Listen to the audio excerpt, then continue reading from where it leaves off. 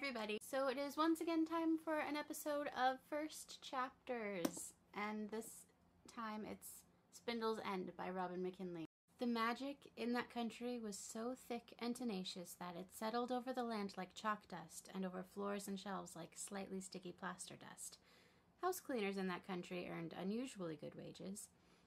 If you lived in that country, you had to descale your kettle of its incrustation of magic at least once a week, because if you didn't, you might find yourself pouring hissing snakes or pond slime into your teapot instead of water. It didn't have to be anything scary or unpleasant like snakes or slime, especially in a cheerful household.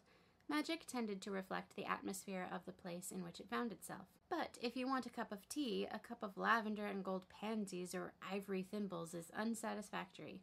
And while the pansies put dry in a vase would probably last a day looking like ordinary pansies before they went grayish dun and collapsed into magic dust, something like an ivory thimble would begin to smudge and crumble as soon as you picked it up. The best way to do it was to have a fairy as member of your household, because she, it was usually a she, could lay a finger on the kettle just as it came to a boil. Absent-minded fairies could often be recognized by a pad of scar tissue on the finger they favored for kettle cleaning, and murmur a few counter-magical words. There would be a tiny inaudible thunk, like a seed pod bursting, and the water would stay water for another week, or maybe 10 days. Demagicking a kettle was much too little and fussy and frequent a job for any professional fairy to be willing to be hired to do it.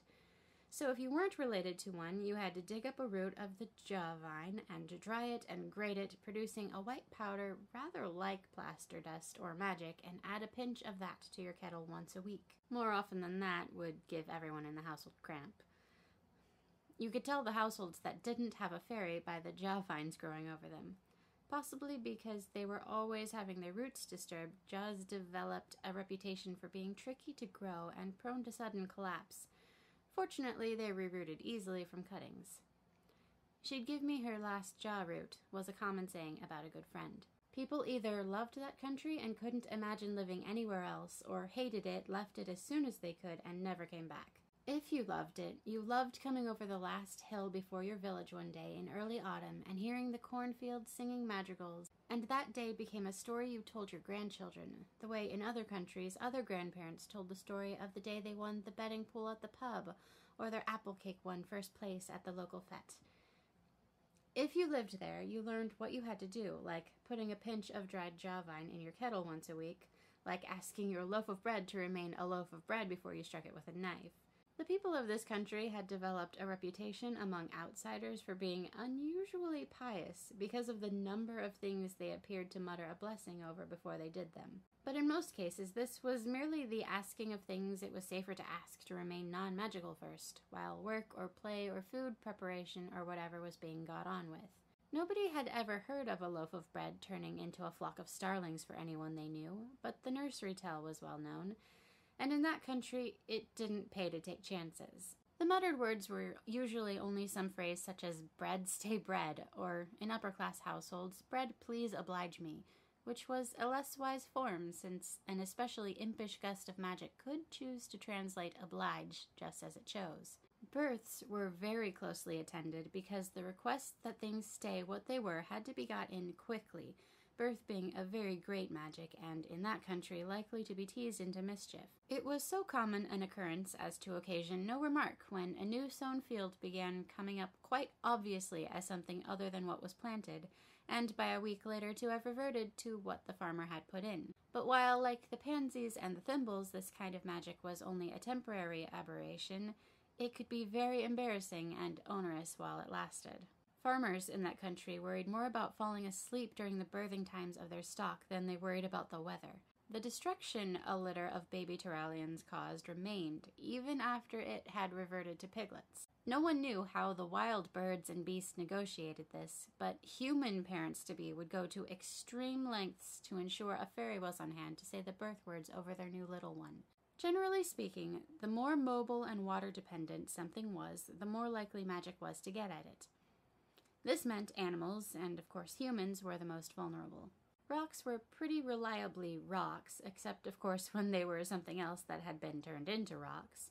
But rocks themselves sort of slept through magic attacks, and even if some especially wild and erratic bit of magic decided to deck out a dry stone wall as a marble fountain, you could still feel the dry stone wall if you closed your eyes and touched the fountain, and the water would not make you wet.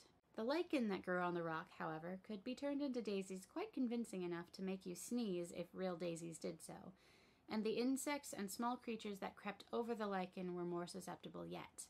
There was an idea much beloved and written about by this country's philosophers that magic had to do with negotiating the balance between air and earth and water, which is to say that things with legs or wings were out of balance with their earth element by walking around on feet, or worse, flying above the earth in the thin substance of air, obviously entirely unsuitable for the support of solid flesh. The momentum all this inappropriate motion set up in their liquid element unbalanced them further. Spirit in this system was equated with the fourth element, fire. All this was generally felt to be a load of rubbish among the people who had to work in the ordinary world for a living, unlike philosophers living in academies. But it was true that a favorite magical trick at fetes was for theatrically minded fairies to throw bits of chaff or seed pods or conkers in the air and turn them into things before they struck the ground, and that the trick worked better if the bits of chaff or seed pods or conkers were wet. Slower creatures were less susceptible to the whims of wild magic than faster creatures, and creatures that flew were the most susceptible of all. Every sparrow had a delicious memory of having once been a hawk, and while magic didn't take much interest in caterpillars, butterflies spent so much time being magicked that it was a rare event to see ordinary butterflies without at least an extra set of wings, or a few extra frills and iridescences, or bodies like tiny human beings dressed in flower petals. Fish, which flew through that most dangerous element, water, were believed not to exist. Fishy-looking beings in pools and streams were either hallucinations or other things under some kind of spell, and interfering with, catching, or most especially eating fish was strictly forbidden. All swimming was considered magical. Animals seen doing it were assumed to be favorites of a local water sprite or dangerously insane. Humans never tried. There did seem to be one positive effect to living involuntarily steeped in magic. Everyone lived longer. More humans made their century than didn't. Birds and animals often lived to 30, and 50 was not unheard of.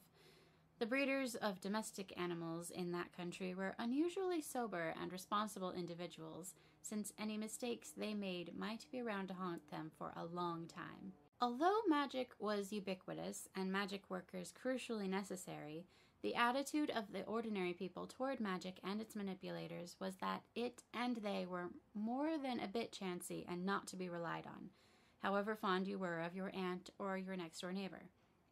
No one had ever seen a fairy turn into an eagle and fly up above the trees, but there were nursery tales about that too, and it was difficult not to believe that it, or something even more unnerving, was somehow likely.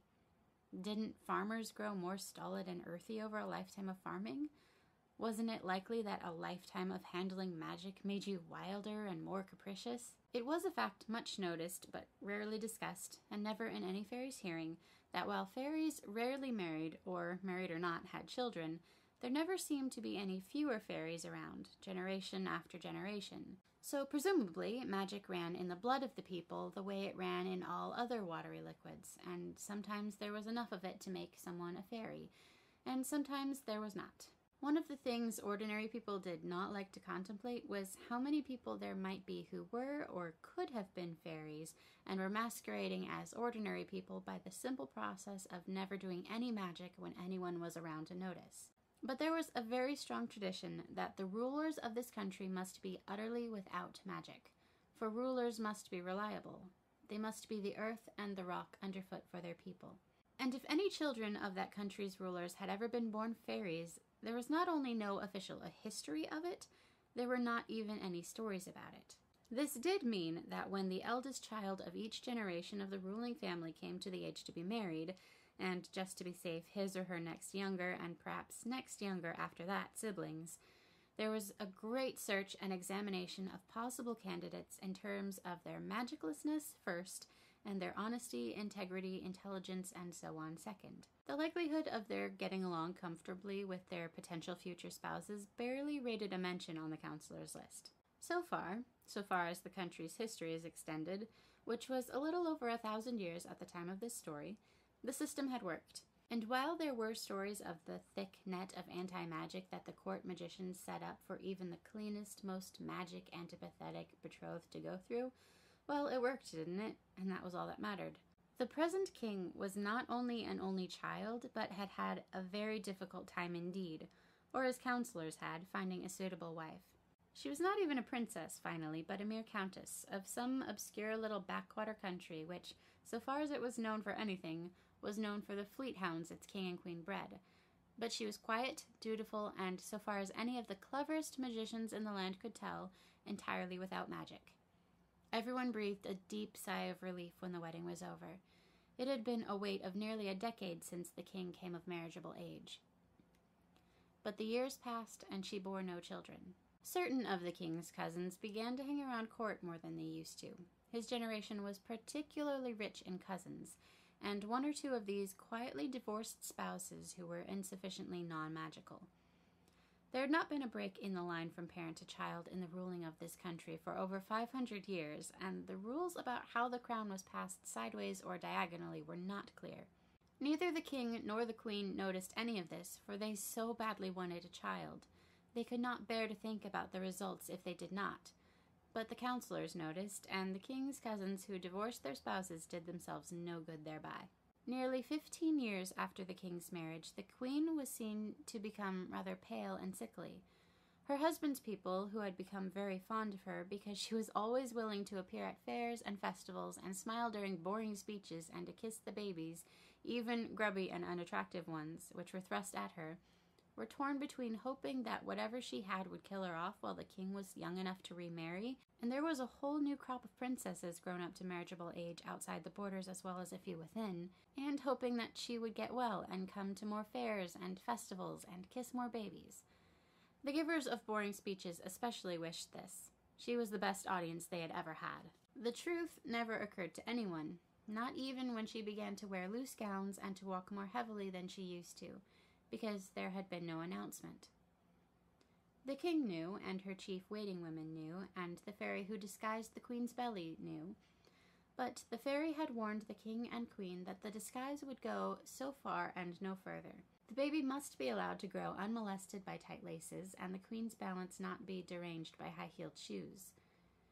"A magician might make you a proper disguise," said the fairy, whose name was Sigil, "and let you dance all night in a sheath of silk no bigger around than your waist used to be, but I wouldn't advise it. Magicians know everything about magic and nothing about babies. I don't know nearly as much about magic as they do, but I know a lot about babies." Sigil had been with the king's family since the king's mother had been queen, and the king loved her dearly, and his queen had found in her her first friend when she came to her husband's court, when she badly needed a friend. And so it was to Sigil the queen went, as soon as she knew for sure that she was pregnant, and begged for the disguise, saying that she had longed for a child for so many years she thought she could not bear the weight of the watchfulness of her husband's people, who had longed for this child all these years too if her pregnancy were announced. The king, who had wanted to declare a public holiday, was disappointed, but Sigil sided with the queen. The poor queen could not quite bring herself, after all the long childless years, to believe it when her friend told her that the baby was fine and healthy and would be born without trouble. Well, my dear, without any more trouble than the birth of babies does cause, and which you, poor thing, will find troublesome enough. And so the birth of an heir was not announced until the queen went into labor. The queen would have waited even then till the baby was born, but Sigil said no, that the baby must be born freely into the world, and freely in an heir to a realm meant with its people waiting to welcome it. The country that day went into convulsions not unlike those the poor queen was suffering. An heir at last, and no one knew! The courtiers and counselors were offended, and the highest-ranking magicians furious, but their voices were drowned out in the tumult of jubilation from the people. The news traveled more quickly than any mere human messenger could take it, for the horses neighed it, and the trees sang it, and the kettles boiled it, and the dust whispered it. An heir! The king's child is born. We have an heir at last. It was a girl, and the names chosen to be given her on her name day were Casta Albinia Allegra Dove Minerva Fidelia Aletta Blythe Domina Delicia Aurelia Grace Isabel Griselda Gwyneth Pearl Ruby Coral Lily Iris Briar-Rose. She was healthy, just as Sigil had said she would be, and she was born without any more trouble than the birth of babies does cause, which is to say the queen was aching and exhausted, but not too exhausted to weep for joy when the baby was laid in her arms. So that's all I have time to read for you today. I hope you liked this video. I really enjoy reading, so I thought you guys might like to hear me read to you from some of my favorite books. Again, this book is Spindle's End by Robin McKinley, which is a retelling of Sleeping Beauty. It's really good, I enjoy it a lot, and I think you should check it out. And I'm not getting paid to say that. I just really love books. So because I love books, if you have any suggestions for books that I should check out, then leave the title and author in the comments below, and I would love to see what suggestions you guys have for me. And if you liked this video, make sure you give it a thumbs up and hit the subscribe button if you haven't already so you can be told when I make a new video. I try to make new videos every single Wednesday. They're not always like this one. Sometimes they're vlogs, sometimes they're songs. So subscribe if you want to see more. And as always, I hope you're having a lovely day or night or whatever time it is when you watch this, and thanks for watching! So if you weren't related to one, you had to dig up a root of the javine. Oh no. Words that are made up and I don't know how to say them. Javine? Fantasy. Full of words that are made up. Yay! How about that name? It was a girl, and the names chosen to be given her on her name day were Casta Albinia Allegra Dove Minerva Fidelia Aletta Blythe Oh my gosh. This is Casta Albinia Allegra Dove Minerva Fidelia Aletta Blythe Domina Delicia. It was a girl, and the names chosen to be given her on her name day were Casta Albinia. Oh no. Casta Albinia Allegra Dove Minerva Fidelia Aletta Blythe Domina Delicia Aurelia Grace Isabel Griselda Gwyneth Pearl Ruby Coral Lily Iris Briar-Rose.